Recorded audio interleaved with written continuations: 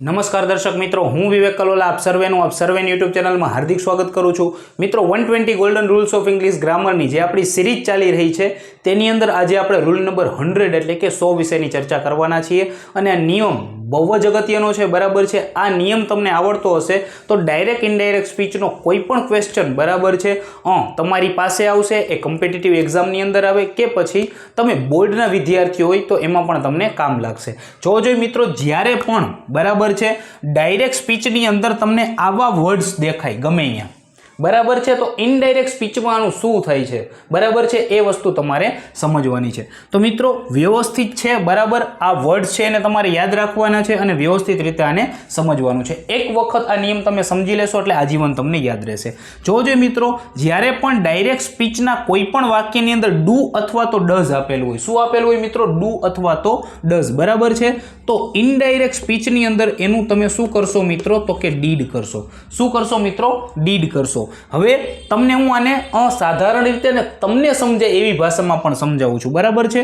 Do अने does छे ई सादा वर्तमान काळना टू बी ना रूप छे जे नकार अने प्रश्नार्थ वाक्य बनाववा माटे वपराय छे। टूंकमां एवुं कहेवा मागे छे के डायरेक्ट स्पीचमां आपेलुं वाक्य जो सादा वर्तमान काळनुं होय तो इनडायरेक्ट स्पीचमां ते वाक्य छे ई सादा भूतकाळमां चेन्ज थाय छे। क्लियर है मित्रों? हवे तमने एमिजार आपेलू है, बराबर है। शुं आपेलू है मित्रों? एमिजार आपेलू है। जो डायरेक्ट स्पीच में एमिजार आपेलू होय तो इनडायरेक्ट स्पीच में तेनुं वॉज वर थाय छे। शुं थाय छे मित्रों? वॉज वर थाय छे।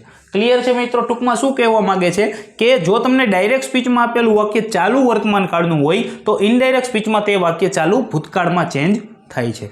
क्लियर है मित्रों? सरस। जो डायरेक्ट स्पीचनी अंदर तमने डीड आपेलू होय, शुं आपेलू मित्रों? डीड आपेलू होय तो इनडायरेक्ट स्पीच में तमारे हेड प्लस V3 करवानुं। शुं करवानुं मित्रों? हेड प्लस V3, बराबर है। हूँ शुं कहेवा मांगु छुं मित्रों के डायरेक्ट स्पीच में आपेलू वाक्य जो सादा भूतकाळनुं होय, शेनुं होय मित्रों? सादा भूतकाळनुं होय तो इनडायरेक्ट स्पीच में ते वाक्य पूर्ण भूतकाळमां चेन्ज थशे। शेमां चेन्ज थशे मित्रों? पूर्ण भूतकाळमां, बराबर है।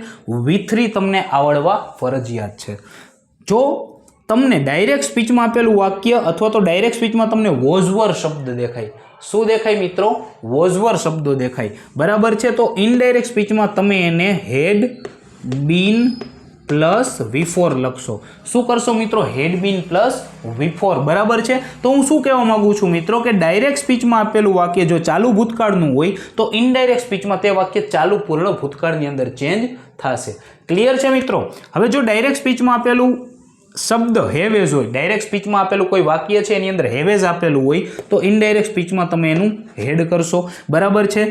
जो तमने डायरेक्ट स्पीच में हेड आपेलू होय तो इनडायरेक्ट स्पीच में पण तमे हेड ज राखशो।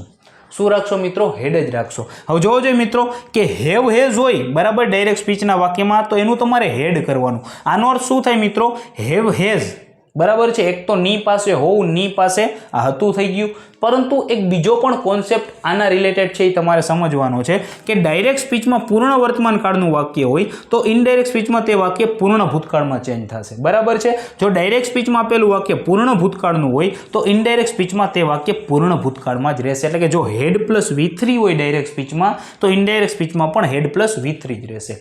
क्लियर है मित्रों?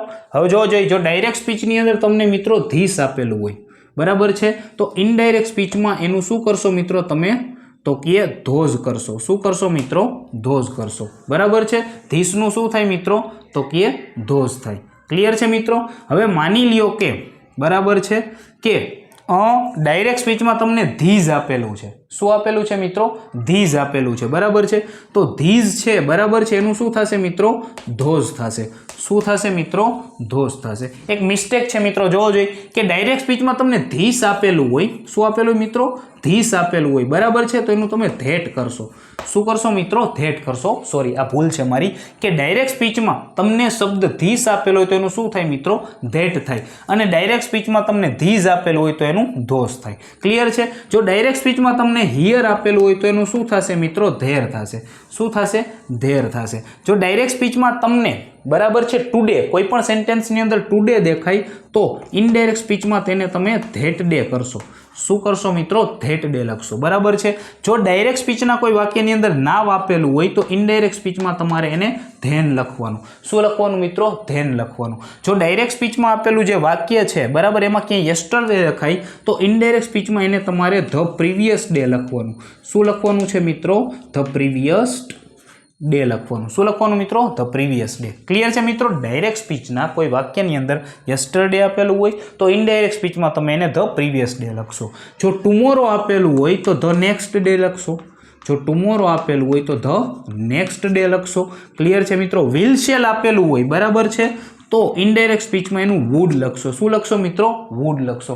એક વસ્તુ અહીં ખાસ સમજવા જેવી છે મિત્રો કે વિલ છે એનું ભૂતકાળ વુડ થાય પણ શેલનું ભૂતકાળ શુડ થાય. પરંતુ બરાબર છે જ્યારે પણ ડાયરેક્ટ ઇનડાયરેક્ટ સ્પીચની વાત આવે છે બરાબર છે ત્યારે વિલ શેલ જો તમને ડાયરેક્ટ સ્પીચમાં આપેલું હોય બરાબર છે તો ઇનડાયરેક્ટ સ્પીચમાં તેનું વુડ લખવું બરાબર છે એ વધારે યોગ્ય છે. એટલા માટે અહીં આપણે વુડ જ લખશું. ક્લિયર છે મિત્રો? હવે જો ડાયરેક્ટ સ્પીચના કોઈ વાક્યમાં કેન આપેલું હોય તો ઇનડાયરેક્ટ સ્પીચમાં તમે કુડ લખશો.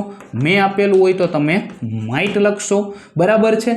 પરંતુ મિત્રો જો ડાયરેક્ટ સ્પીચની અંદર કુડ આવી જાય તો ઇનડાયરેક્ટ સ્પીચમાં પણ એ કુડ જ રહેશે. જો માઇટ આવી જાય તો માઇટ જ રહેશે. અને જો મસ્ટ આવી જાય મિત્રો તો એ પણ શું રહેશે? મસ્ટ જ રહેશે. અને ડાયરેક્ટ સ્પીચમાં જો વુડ આવી જાય તો એ વુડ જ રહેશે. તો એ શું રહેશે મિત્રો? વુડ જ રહેશે. બરાબર છે. તો મિત્રો આટલા વર્ડ્સ તમારે ડાયરેક્ટ ઇનડાયરેક્ટ સ્પીચ રિલેટેડ યાદ રાખવાના છે.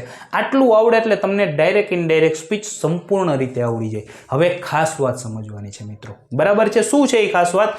તો કે જો મિત્રો ડુ અને ડઝ તમને ડાયરેક્ટ સ્પીચમાં આપેલું હોય તેનું ડીડ થાય, ધીસનું ધેટ થાય, કેનનું કુડ થાય. પણ હંમેશા યાદ રાખજો મિત્રો કે ઉલટું ક્યારેય નહીં થાય. ઉલટું એટલે કે ડાયરેક્ટ સ્પીચમાં જો તમને ડીડ આપેલું હોય તેનું ડુ ડઝ ક્યારેય નહીં થાય. જો ડાયરેક્ટ સ્પીચમાં તમને હેડ પ્લસ V3 આપેલું હોય તેનું ડીડ ક્યારેય નહીં થાય. બરાબર છે. જો તમને ધેન આપેલું હોય તેનું નાવ ક્યારેય નહીં થાય. ક્લિયર છે મિત્રો? બરાબર છે. તો આ વસ્તુ છે એ તમારે યાદ રાખવાની છે. આશા રાખું છું કે રૂલ નંબર 100 હું તમને બહુ સારી રીતે સમજાવી શક્યો હોઈશ.